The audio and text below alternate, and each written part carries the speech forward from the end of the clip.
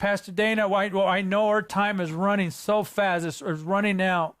But you have to share with us the latest dreams that God has given you. What else has God revealed to you in these dreams that you've been receiving? And what do we do as the church? How do we respond to what you saw, and how do we prepare? I had a dream this past Friday night, and I shared it Sunday morning live at my church. I didn't want to do a Facebook one again. But I had a dream that followed the same pattern of the months, and I saw the calendar turn to September, and a hand reached up and grabbed the month of September and pulled it off of the page, and then it laid it down in front of an altar. And we have a secret place in our church that we built about 7-8 years ago. Our altar has horns on it, just like the one mentioned in the Bible. We have the 4 cardinal doctrines of the Assemblies of God are on pictures in there. And I saw the month of September laid down in front of that altar where I pray at every day. Sometimes I hold on those horns just because I need it for that day. But the September month was laid on the ground, and I was instructed to stand on the month of September and begin to pray for several things specifically. I was instructed to pray for the church to have a strong backbone, for corruption in the church to be exposed, and for a great harvest. And so I stand on the calendar, and I begin to pray for those things. And as I'm praying, I hear a voice that says, "You're not enough. We need more people praying, so ask for more help." So as I'm standing on the calendar, I'm calling out, pastors, people, believers, whoever you are, we need to pray for the church to have a strong backbone, for corruption to be exposed, and for a great harvest. And suddenly the calendar below me just begins to get larger exponentially. And it reminded me of I've been to Europe a couple of times, and they have plazas and courtyard areas where they have like the large life-size chess pieces. And the calendar where I'm standing on, it was Tuesday, September 1st that I'm standing on. And it just gets exponentially bigger. And finally, I see the calendar. It looks like the size of a football field. But all of a sudden, I'm not the only one praying. Somebody else is standing on September 1st with me, and there's a couple more on September 2nd and the rest of the days. And there were people that were praying in tongues. There were some that were praying out loud. There were some that were very quiet. There were some that were kneeling, some laying prostrate, every model of prayer that you can imagine. But then the cry went out again, we need more help. We need more people to pray. So we began to as loud as we could, all of us, church, we need help. We need help. We need to come. You need to come. You need to pray.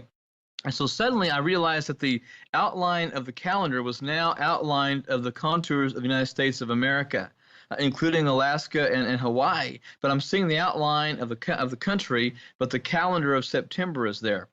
And I'm kind of being raised in the air as more and more people are jumping onto the calendar and people are praying.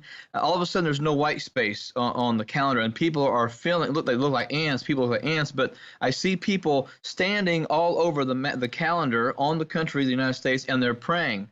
They're praying for the church to have a strong backbone, for corruption to be exposed, and for a great harvest. And then I see a finger appear, and I see the word, and it writes, "A solemn," in front of September, and then assembly afterwards. So I'm looking at the word "a solemn September assembly," which is a clear call to pray for that month. And the numbers of people just keep growing and growing and growing, and the contour of the U.S. is still there. And then suddenly I see fires. Fires are starting around the edges of America. There's fires starting inside. And some of the fires are the fires of revival that are starting all over the country, but I also see fires of opposition and persecution. And then I see storm clouds all over the country, even while we're praying. There's rains, there's storms. And I can see in the heavens this demonic warfare with the angels of God. And you can hear the sabers rattling, and you can hear the fights. You can hear the grunts and the groans of the battle. I mean, it was a fight. And the people that were praying, the fires of revival were coming, but the fires of opposition were also coming to the body of Christ. And I saw warfare. I saw the weariness of the saints. Believers were holding each other up and standing together without any division, and they were fighting together in prayer. And the battle was severe. It was intense. It was brutal. I mean, there were people bleeding and wounded, bruised and exhausted from all the praying. And as I said, the heavens were alive as well with that. But when suddenly the heavens kind of opened and the storms kind of broke, and my mind and my attention was turned to the end of the month of September, where there was a whole lot of people still praying on that day. And the heavens opened. And I saw the Lord, and he was standing there with angels. And he said very clearly, "Arise, my bride. Arise, my bride, and prepare to pray. Arise, my bride, and prepare for battle. And lastly, he said, arise, my bride, and prepare to see my face. For I'm coming soon, and my reward is with me. And then there was a sound like of 1,000 shofars being blown all at once. And even in the dream, I could feel the wind of those shofars hitting my face. And I woke up, and there was just an overwhelming, peaceful presence about me. And I got up, and I wrote these things down, and I just kind of typed them out. And I believe the Lord was calling us to pray for the entire month of September.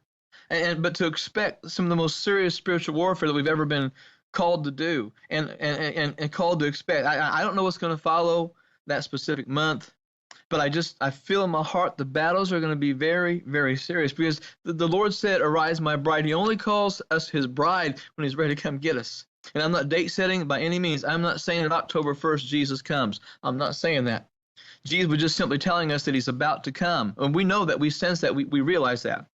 But he said, arise, my bride, and prepare to pray. In other words, he was saying, whatever prayer life we have right now is not going to be good enough for the battles and the things that are coming, that we have got to get it straight. We've got to get it settled. That 5-minute devotion that some believers do every single morning, and they read one verse and read 2 paragraphs and say, okay, Lord, let this happen, and go on, that's not going to cut it.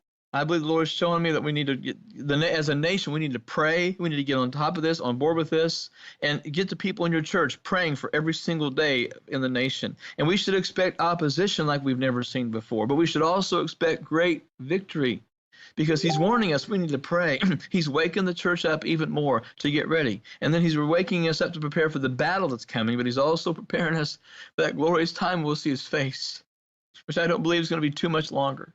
And I'm not saying when this happens. All I know is I was told in this dream that we need to pray during the month of September, and to prepare for that, to start building up now, to stop strengthening, to start working on more than just a devotion, to have that prayer life developed and honed and polished and strengthened and sharpened, that we've got to get ready for what's coming. And this is for the whole church. This is for every church in America. This is not just for the Assemblies of God or one. This is for all of us. Warfare is going to come against all of us, and God's calling on all of us to pray. And that's what I believe that we need to do during the month of September to fight the things that are coming.